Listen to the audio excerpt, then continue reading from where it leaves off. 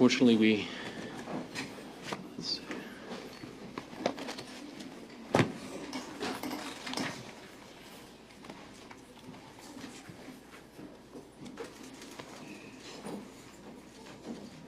All right, let the record reflect that State's President, Defense Counsel, and the defendant are all present. We're here for sentencing. Was there anything else that the court needed to address prior to sentencing? No. No, God. All right. So I have considered all of the testimony and evidence, arguments of counsel, applicable case law, and statutes. I have prepared a written sentencing order, which I'll file contemporaneously with the pronouncement of the sentence here today. I also have copies for the state and defense, which I'll hand out once I conclude. So in the state of Florida versus Wade Stephen Wilson, case number 19 CF 568, the court will read aloud the portion of the sentencing order related to the sentencing circumstances and proportionality. In evaluating the aggravating and mitigating factors, the court does not engage in a mere counting procedure, but instead makes a reasoned judgment based on the totality of the circumstances.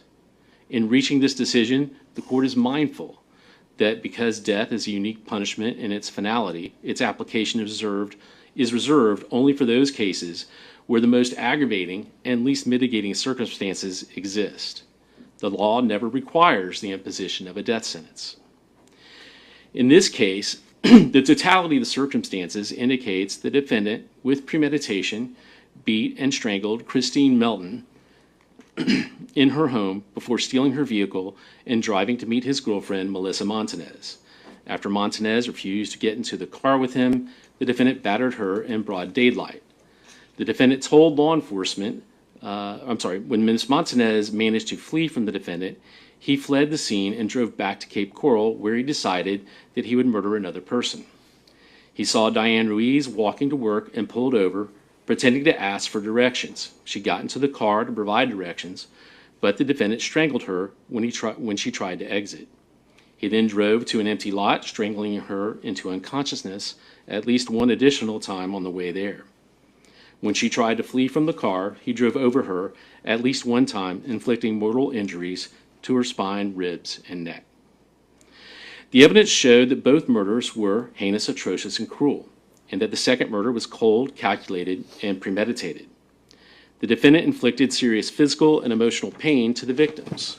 Moreover, the defendant committed the murders while on probation for prior felony convictions, and he committed 2 first-degree murders contemporaneously with each other and with grand theft of a motor vehicle, battery, and burglary of a dwelling.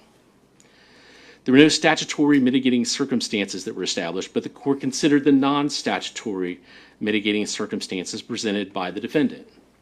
Out of 13 enumerated non-statutory mitigating factors, the court found that 10 had been established. Out of those established, 6 were given little weight. The totality of the mitigating circumstances indicates that the defendant suffers from drug use from a young age, along with undiagnosed and untreated mental health issues of some kind.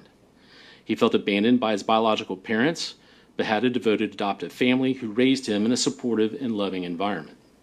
Defendant did not resist law enforcement when arrested and confessed fully to both murders.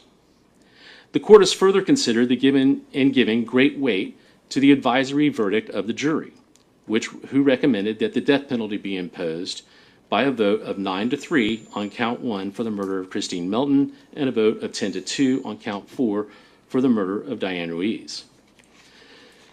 The court recognizes that there is no mathematical formula for considering the aggravating and mitigating factors. It is not enough to weigh the number of aggravators against the number of mitigators. The court carefully considered the nature and quality of each aggravator and mitigator. Having reviewed all of the aggravating factors proven beyond a reasonable doubt and all of the mitigating circumstances reasonably established by the evidence, the court finds that the aggravating factors greatly outweigh mitigating circumstances. Given the facts of the case, nothing in defendant's background or mental state would suggest that a death sentence is inappropriate. This court's review of other reported capital cases has led the court to conclude that the death penalty is not disproportionate in this case. Under the totality of the circumstances and evidence, the court finds no basis to override the jury's verdict. The totality of the circumstances warrants that the defendant, Wade Stephen Wilson, be sentenced to death for each count of first-degree murder.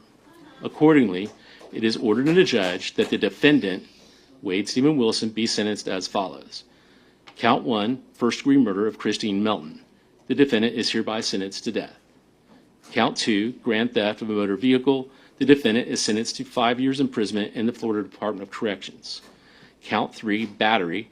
The defendant is hereby sentenced to 364 days in the Lee County Jail. Count 4, first-degree murder of Diane Ruiz. The defendant is hereby sentenced to death. Count 5, the burglary of a dwelling. The defendant is hereby sentenced to 15 years imprisonment in the Florida Department of Corrections. Count 6, petty theft. The defendant is hereby sentenced to 364 days in the Lee County Jail. The defendant is given credit for all time served on this case on all counts. All counts are to run concurrent with each other, meaning at the same time. All statutorily mandated fines, fees, and costs as announced on the record are imposed, and the defendant is committed to the custody of the Department of Corrections for execution of this sentence as provided by law. The defendant is hereby notified that these convictions and sentences are subject to automatic review by the Florida Supreme Court. If he cannot afford an attorney to represent him in any appeal, the court will appoint one for him. Are there any other matters to present to the court? Briefly, Judge, the state would be seeking $17,500 cost of prosecution. I'm sorry, how much? $17,500, Judge. All right. Any objection? No, sir. All right. That will be imposed then. Any other terms or conditions? Absolutely, Judge. We just want to make sure that Mr. Wilson has absolutely no contact with the victim's family. There'll be no contact ordered with any of the victim's family members and anything else. No, Your Honor. Thank you. All right. Judge, I understand he has other cases pending here elsewhere. Mr. Wilson asked me to ask the court within whatever authority you have to get him to death row as soon as possible. Okay. Well, in relation to those other cases, I know we have cases pending here in the circuit. Today is not the day to handle those. I would maybe put those, I could do it as early as September 16th. I believe that's Monday morning. That's Malcolm's case, Judge. Yes, Your Honor. Malcolm Dowling from Mr. Wade Wilson. September 16th would be fine, but Okay. Well, I think it'd be more appropriate to handle that at a different time. So let's do that September 16th then at 9 a.m. for the other cases, which are case numbers 20 CF 16591 and 23 CF 15499. Okay. And we have court on 16th, right? Yes, Your Honor. Okay.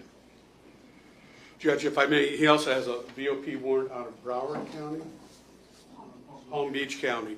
I'm going to get in touch with the authorities over there, but if need be, we'll ask the court to ROR him on that VOP warrant so he can be taken up to Well, it's not a motion in front of me today, but if you certainly are able to file whatever you want to file, and Yes, sir. I'll consider it. Thank you. All right. Anything else? Not from the state, Judge. All right, sir. Then, Mr. Wilson, you will be fingerprinted and remanded to the Sheriff's Department. It'll be held without bond and for transport to the Department of Corrections when it's appropriate. If nothing else, then we're adjourned. And I'll give you your copies. This is the original. Mr. Shirley or Mr. Hollander? Well, one for the state, one for the defense. Thank you.